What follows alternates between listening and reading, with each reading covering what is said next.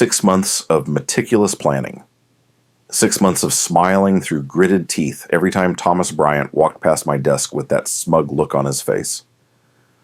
6 months of quietly moving pieces into place while appearing to be the same dutiful employee I'd always been. And now, as I watched Bryant's face turn an alarming shade of crimson while he screamed into his phone, I knew it had all been worth it. "What do you mean they're pulling out of the deal? We've been working on this for months." His voice carried through the glass walls of his corner office, drawing subtle glances from my colleagues. I kept my expression neutral, though inside I was savoring every second. You see, Thomas Bryant hadn't just fired me. He'd humiliated me, belittled my 7 years of service to Horizon Dynamics, and then replaced me with his fraternity brother who couldn't tell the difference between a purchase order and a packing slip. But what Bryant didn't know, what he never bothered to learn before signing my termination papers, was that I was the only person in the entire company who spoke fluent Vietnamese. And our biggest partner, the one whose 8-figure deal was now imploding spectacularly, they were based in Hanoi. Let me start from the beginning. My name is Michael Pearson, and until 6 months ago, I was the Director of International Relations at Horizon Dynamics, a mid-sized tech company specializing in supply chain management software. I'd built our international partnerships from the ground up, personally cultivating relationships with clients across Asia. Our Vietnamese partners, Vintech Solutions, represented nearly 30% of our annual revenue. I'd spent years learning Vietnamese, understanding the cultural nuances, building trust with Mr. Nguyen and his team. When they called Horizon, they asked for me by name. The previous CEO, Martin Wells, had recognized the value I brought. He'd given me considerable autonomy and compensated me accordingly. Then Martin retired, and the board brought in Thomas Bryant. Bryant was 42, Harvard Business School, former McKinsey consultant, and absolutely convinced he was the smartest person in any room. He arrived with a mandate to streamline operations and eliminate redundancies, corporate speak for firing people and making the numbers look good for a potential acquisition. From day one, Bryant made it clear he had little respect for what I did. "Wining and dining foreigners isn't real work," he once said within earshot of my entire department. He questioned every expense report, every international trip, and constantly demanded metrics that couldn't possibly capture the relationship-building aspects of my role. Our first meeting was a disaster, I told my wife Lisa over dinner, 3 weeks after Bryant's arrival. He kept checking his phone while I was briefing him on the Vintech relationship. "Maybe he's just settling in," Lisa suggested, always the optimist. She worked in pediatric nursing and had a natural inclination to see the best in people. I shook my head. "No, it's more than that. He actually asked why we were wasting resources on the Vietnamese market when there are perfectly good English-speaking countries out there." Lisa winced. "He didn't..." "Oh, he did. I tried explaining that we've built a solid competitive advantage there, that Vintech's reach extends throughout Southeast Asia, but he just wasn't interested." 2 months later, Bryant hired Kevin Reynolds, who'd apparently been 2 years behind him at Harvard. Reynolds was installed as Chief Strategy Officer, a position that hadn't existed before. Within weeks, he was sitting in on all my meetings, questioning my decisions, and clearly being groomed to take over aspects of my role. I wasn't paranoid. I'd been through corporate restructurings before. I knew the signs. "Michael, we need to talk about your department," Bryant said one Tuesday morning, gesturing for me to take a seat in his office. Reynolds was already there, leaning against the credenza with his arms folded.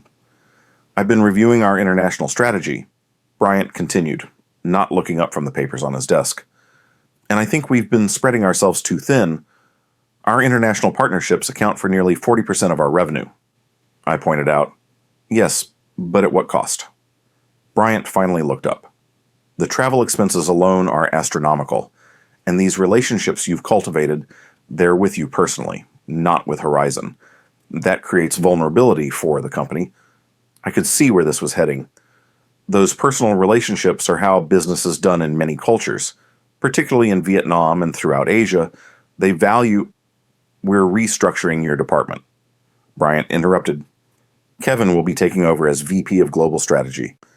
We'll be consolidating most international operations under his supervision. And where does that leave me? I asked, though I already knew. Bryant had the decency to look slightly uncomfortable, though Reynolds was practically smirking. We'll be eliminating your position. Kevin's team will absorb most of your responsibilities. We're offering a severance package of 3 months' salary. I sat very still, my mind racing through implications, possibilities, and yes, the beginnings of what would eventually become my plan. What about Vintech? I asked. Mr. Nguyen specifically requests to work with me. He doesn't speak English, and no one else here speaks Vietnamese. Bryant waved a dismissive hand. We'll hire a translator if necessary, but Kevin assures me most international business is conducted in English these days. Reynolds nodded confidently. Most of these companies have English-speaking staff. It's really not an issue. I almost laughed. They had no idea. Mr. Nguyen was old school. He could speak some English, yes, but he deliberately conducted business in Vietnamese as a test of commitment. If you wanted to work with Vintech, you worked on their terms. That meant speaking their language, understanding their culture, and building genuine relationships. When is my last day? I asked, and keeping my voice steady. Friday, Bryant replied, already looking back at his papers. The matter settled in his mind. HR will reach out about the details. I nodded, stood up, and walked out without another word. I didn't slam the door. I didn't make a scene. I simply returned to my desk and began to plan. That evening, I told Lisa everything. They can't do this, she said, pacing our kitchen. 7 years of service, and they give you 3 days' notice? That's not even legal, is it? Montana's an at-will employment state, I reminded her. They can fire me whenever they want. The 3 months severance is actually generous by legal standards, if not by ethical ones. Lisa stopped pacing and looked at me. What are you going to do? I took a sip of my whiskey and considered the question. I'm going to find another job. Obviously, my experience will be valuable somewhere else. But Lisa knew me too well. I smiled slightly. But first, I think Mr. Nguyen deserves to know about the changes at Horizon. As a courtesy, of course. Lisa raised an eyebrow. Michael, what? I've worked with him for 5 years. We've had dinner at his home, met his children. It would be rude not to let him know I'm leaving. And that's all you're planning? I sipped my whiskey again. For now. The next morning, I sent Mr. Nguyen a text message in Vietnamese. Important matter to discuss. Are you available for a call? His response came minutes later. For you, Michael, always.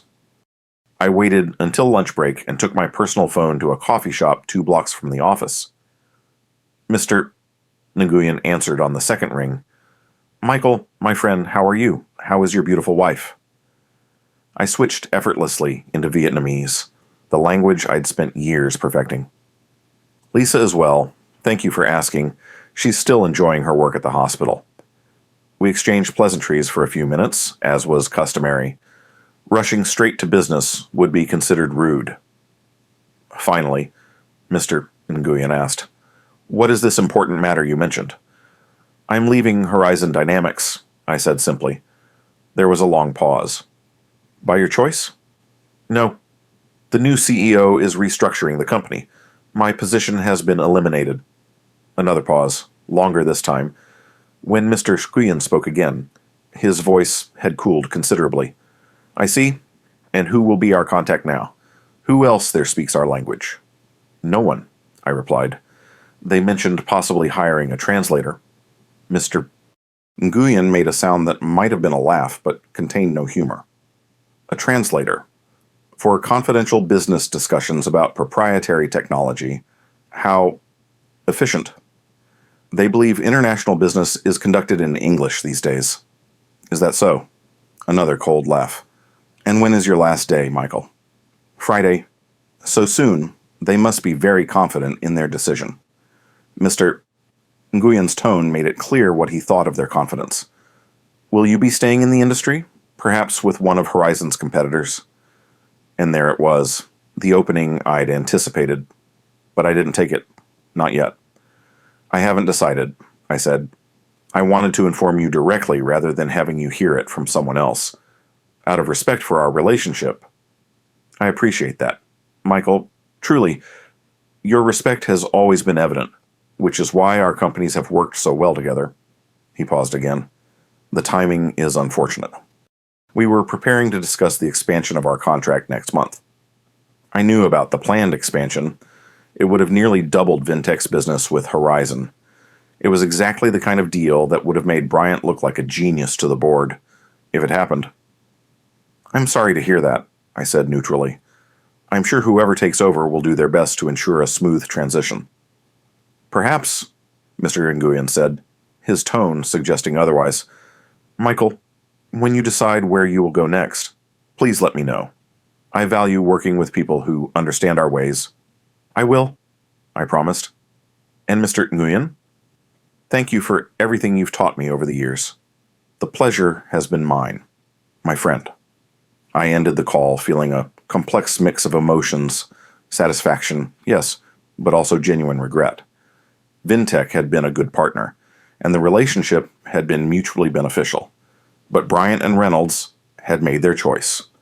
They would have to live with the consequences. My last 2 days at Horizon were surreal. Word of my departure spread quickly, and I received a steady stream of colleagues stopping by my desk to express their shock and offer condolences. Many seemed nervous. If someone who'd been with the company for 7 years could be dismissed so abruptly, who was safe? Bryant and Reynolds avoided me entirely. Having HR handle all the departure logistics, I was asked to create transition documents for all my projects and partnerships. I did so diligently, documenting everything accurately, with one notable exception. I made no mention of Mr. Nguyen's aversion to working through translators or his insistence on Vietnamese for all substantive business discussions. Let them discover that particular landmine on their own. On Friday afternoon, I packed my personal items into a cardboard box, said my goodbyes, surrendered my badge to HR, and walked out of Horizon Dynamics for the last time. I felt lighter than I had in weeks. Lisa was waiting for me when I got home, a bottle of champagne chilling in an ice bucket. To new beginnings, she said, raising her glass. To new beginnings, I echoed, clinking my glass against hers. And to karma, Michael. She gave me a warning look. What? I haven't done anything wrong. I simply informed a valued business partner that I was leaving the company. That's standard professional courtesy. Lisa shook her head, but she was smiling. Just promise me you won't do anything that could get you sued or arrested. I promise, I said solemnly, and I meant it. My plan didn't involve anything illegal, just a strategic application of the knowledge I had and the relationships I'd built. The first phase of my plan involved patience. I took 2 weeks off, updating my resume, reaching out to my network, and starting preliminary job searches. I also maintained regular contact with Mr. Nguyen, exchanging friendly text messages and the occasional call, all in Vietnamese. 3 weeks after my departure, Mr. Nguyen called me. Michael, have you found a new position yet? I'm exploring options, I said. Several interesting possibilities, but nothing finalized. Good. I have had some interesting interactions with your former company. I kept my tone neutral. Oh? Mr. Nguyen chuckled. Yes. This Kevin person who has taken over your responsibilities, he seems very confident. When I asked to speak with someone in Vietnamese, he assured me that all international business is conducted in English, and that a translator would be inefficient. I could almost picture Reynolds saying those words, probably repeating Bryant's own phrasing. I see. I explained that I prefer to discuss sensitive business matters in my own language. He suggested I should modernize my approach. I winced. That was undiplomatic. Indeed. We have a meeting scheduled for next week to discuss the contract expansion. They are sending Kevin and Mr. Bryant himself. I'm looking forward to it. I'm sure you are, I said, unable to keep a slight smile from my voice. Mr. Nguyen heard it. Michael, my friend, I hope you find a position worthy of your talents very soon, perhaps at a company that values international partnerships properly. Thank you, Mr. Nguyen. That means a lot coming from you. The following week, I received a text from my former colleague, Sophia, who worked in the finance department at Horizon. We'd always had a good relationship, and she'd been particularly outraged by my dismissal. OMG, Bryant and Reynolds just got back from Vietnam. Total disaster. Bryant is furious. I replied casually. What happened? Not sure of details, but the Vintech deal is on life support. Overheard Reynolds telling someone the Vietnamese insisted on conducting the entire meeting in their language, with only a junior employee as translator. Said they couldn't discuss technical details through translation. Bryant is blaming Reynolds for not being prepared. I sent back a shocked emoji, then added, That's terrible. Vintech was a huge account. Everyone's talking about it. Several people mentioned your name, as in, this wouldn't have happened if Michael was still here. That was satisfying to hear, but it was just the beginning. Phase 1 was complete. Bryant and Reynolds had walked into the trap I'd laid by failing to understand the importance of cultural and linguistic competence in international business. Phase 2 began the next day, when I received a LinkedIn message from Craig Foster, the CEO of TerraCore Systems, one of Horizon's main competitors. Michael, I've heard you're on the market. I'd love to discuss opportunities at TerraCore. Are you available for lunch next week? TerraCore had been trying to break into the Vietnamese market for years without much success. I'd kept them at bay through my relationship with Mr. Nguyen. Now, suddenly, I was available, and Horizon was fumbling their Vietnamese partnership. The timing was surely no coincidence. I agreed to lunch with Foster. We met at an upscale restaurant downtown, and he wasted little time getting to the point. I'll be blunt. Michael, we want you to lead our international expansion with a particular focus on Southeast Asia. We're prepared to offer 30% more than you were making at Horizon, plus a signing bonus and profit sharing on any partnerships you bring in. I maintained a poker face. That's a generous offer, Craig, but I should be transparent. I have a non-compete clause in my separation agreement with Horizon. I can't directly poach their clients for at least a year. Foster waved a hand dismissively. Non-competes are notoriously difficult to enforce, especially when the employee was terminated without cause. Besides, we're not asking you to poach clients. We're hiring you for your expertise and language skills. If clients happen to follow you because Horizon can no longer serve their needs adequately, that's just the market at work. He was right. Of course, Montana courts rarely enforce non-compete agreements in situations like mine. Still, I needed to appear cautious and ethical. I'd want to review the terms with my lawyer, I said, and I'd need to be certain that TerraCore is committed to the kind of relationship-based approach I believe in for international partnerships. Foster nodded eagerly.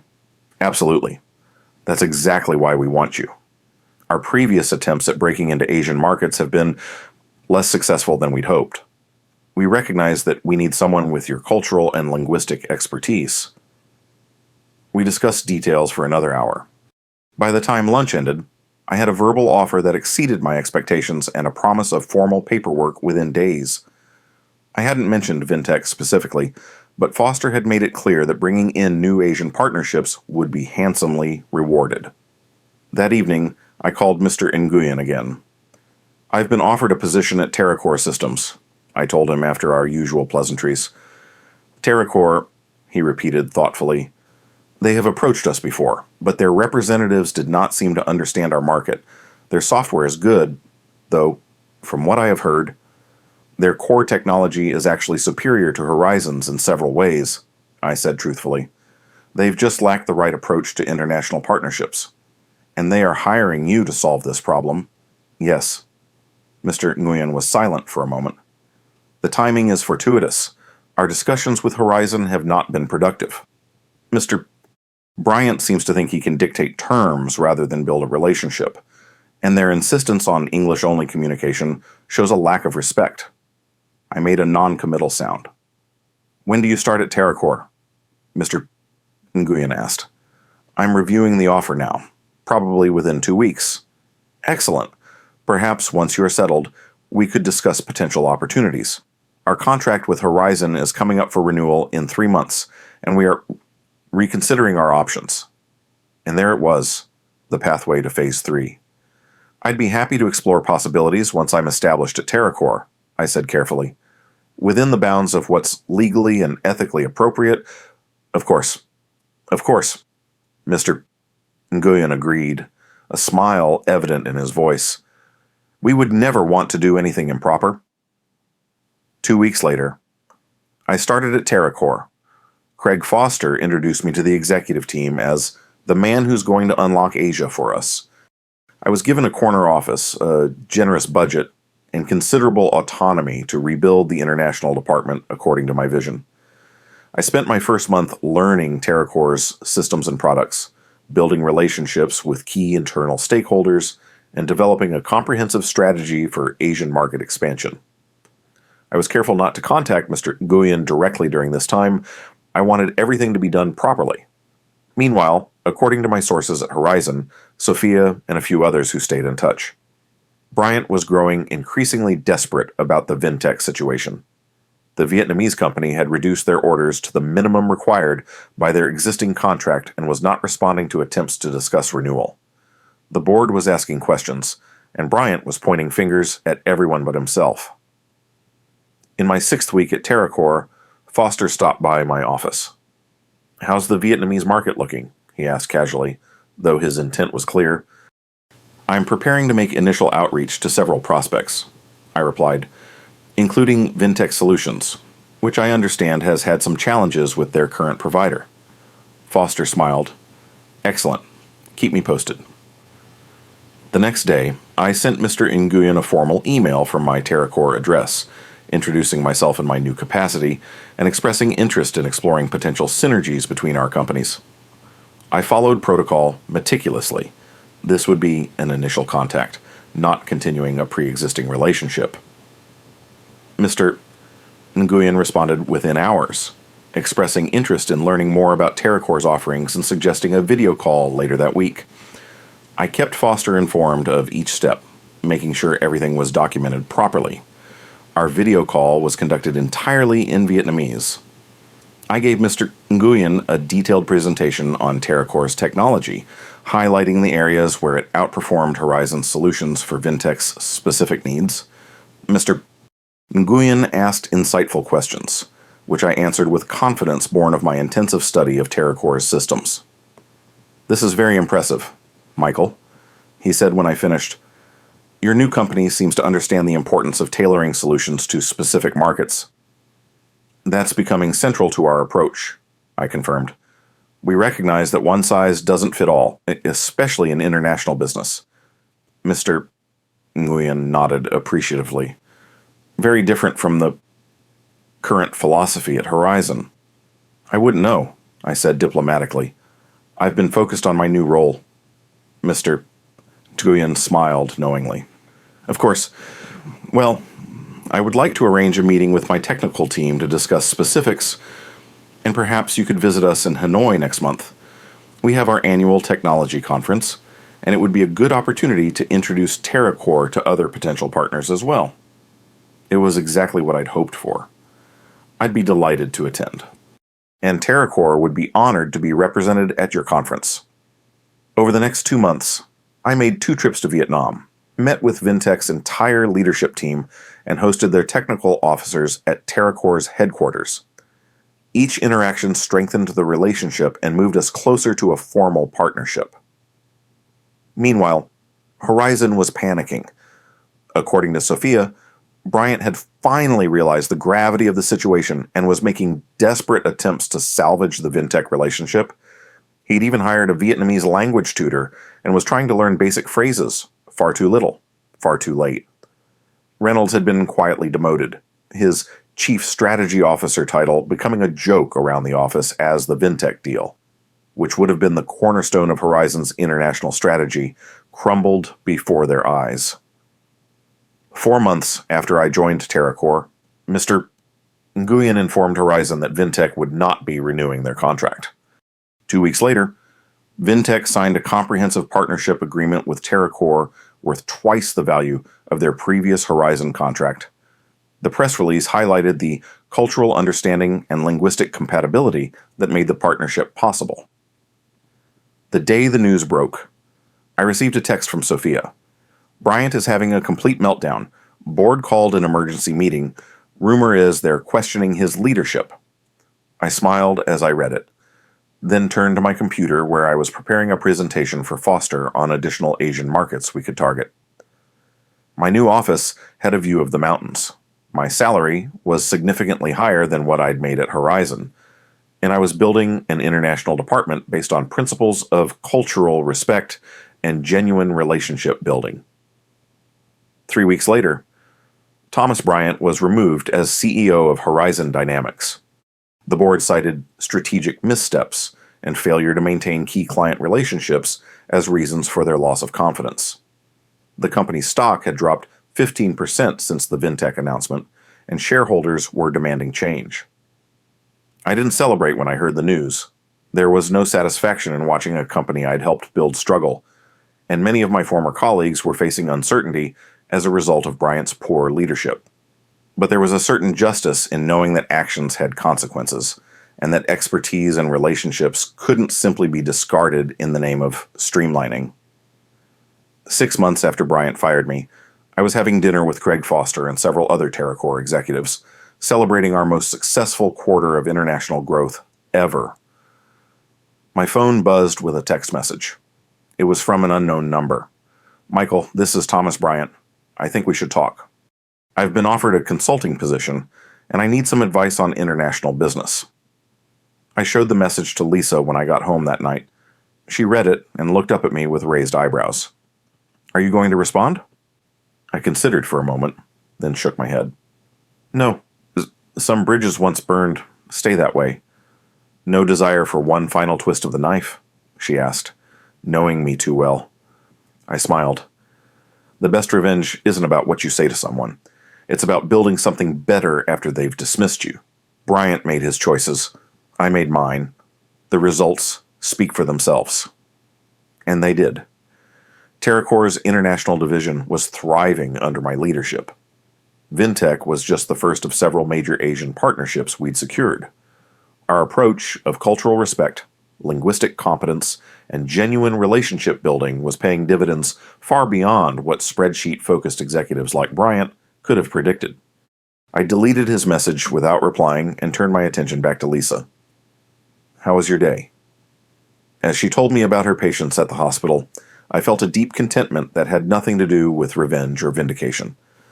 I had built something valuable from the ashes of a setback. I had proven my worth not through words but through results. And somewhere across town, Thomas Bryant was finally learning the lesson I could have taught him 6 months earlier. If only he'd been willing to listen, in business as in life, how you treat people matters. Sometimes it matters more than anything else. 3 years later, TerraCore had become the industry leader in international supply chain management software, with particularly strong performance in Asian markets. I had been promoted to Executive Vice President of Global Operations, with a team of 60 people across 12 countries. Horizon Dynamics, after cycling through 2 more CEOs, was acquired by a larger competitor for pennies on the dollar. Most of their international clients had migrated to TerraCore or other competitors who better understood the importance of cultural competence. I occasionally ran into former Horizon colleagues at industry events. They invariably mentioned the Vintech disaster as the beginning of the end for the company. None of them blamed me for taking my expertise elsewhere after being fired. Most expressed admiration for what I'd built at TerraCore. Thomas Bryant never got his consulting career off the ground. The last I heard, he was teaching business classes at a community college, hopefully passing on the hard lessons he'd learned about respecting expertise and cultural differences. Kevin Reynolds fared slightly better, landing a middle management position at a small regional firm. His LinkedIn profile no longer mentioned his brief tenure as Chief Strategy Officer at Horizon. As for me, I never spoke of revenge or gloated over Horizon's downfall. I simply did what I'd always done, built genuine relationships, respected cultural differences, and created value through understanding. The fact that this approach proved more successful than Bryant's cost-cutting and corner office politics was satisfaction enough. In business, as in chess, the true victory isn't capturing your opponent's pieces, It's building a position so strong that their defeat becomes inevitable. Bryant had fired me thinking I was just another expendable pawn. He never realized I was playing a different game entirely. Mr. Nguyen remained a valued partner and, over time, became a personal friend. He never explicitly acknowledged our unspoken arrangement following my departure from Horizon, but occasionally he would raise a glass during one of our dinners in Hanoi and say, "To understanding what truly matters in business." I would always smile and clink my glass against his. To understanding what truly matters. Because in the end, that was what my story was about. Not revenge, though that had certainly been sweet. Not even vindication, though that had come in abundance. It was about the simple truth that had guided my career from the beginning. Business is built on relationships. Relationships are built on respect, and respect requires understanding. Thomas Bryant never understood that. I did, and that made all the difference.